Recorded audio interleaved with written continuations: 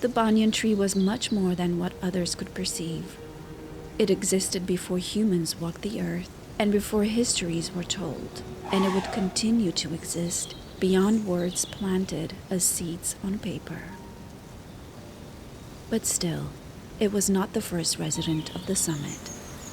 In the beginning, another mammoth held the summit captive, a jamun tree, with its roots intertwined with the veins and marrow of the mountain's earth. The fruit of the jamun tree glimmered like midnight and painted the ground around it with a violet hue. In the ceaseless rain, the fallen dark berries of the jamun tree formed tiny rivulets all around the mountain. The purple juice collected in the valleys, attracting creatures big and small with its sweetness. So overpowering was the scent of the dusky fruit and the sight of the towering tree that the entire region surrounding the mountain came to be known as Jambudvip amongst the animals and birds that lived there. As storms that had covered the ancient jamun mellowed to a drizzle, and the drizzle gave way to the warmth of the sun, a whisper, a murmur, carried by the wind, had curled up the slopes of the Asavan Mount and made its way to the canopy of the tree. The small seed had settled on the leaves of the jamun, and as the seed had swollen, it had become clear to the jamun that the intruder was not content with just space. It wanted much more. It wanted the position of the dark fruit tree. It began with small gestures on the intruder's part. Small tendrils had fallen from the branches of the jamun. Slim ropes had started to crawl up and down the jamun's trunk, and then oblong leaves of the jamun began to share space with thick and leathery leaves of the other. The jamun recognized its foe from its place on the summit, where it had seen this presence invade the forests on its western frontier, and it recognized the banyan tree.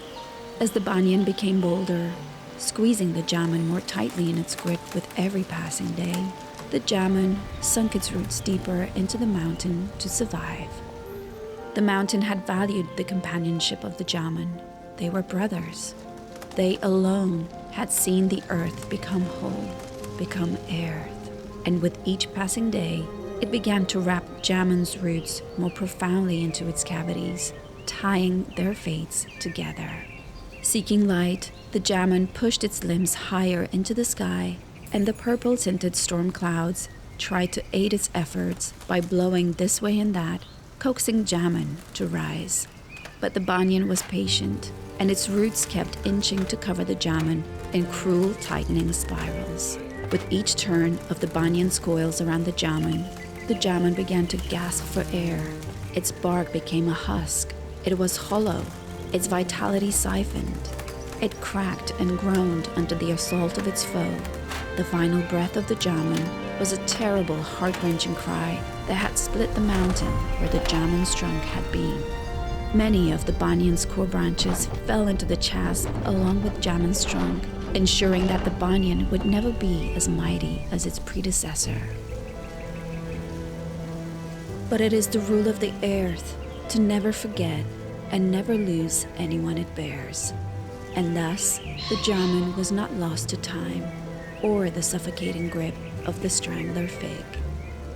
The mountain with the split head kept its first brother's roots alive, hidden beneath its craggy expanse. The wind kept the jamun tree's memory alive, so that sometimes, as they blew through the canopy of the banyan, they carried the faint, juicy perfume of violet berries. And as Amaya stood looking out at the Asavan Mount, the clouds showed her their memories of the distant time, an age when all speech was recorded in the language of air, when the clouds had witnessed the battle that had torn the mountain asunder.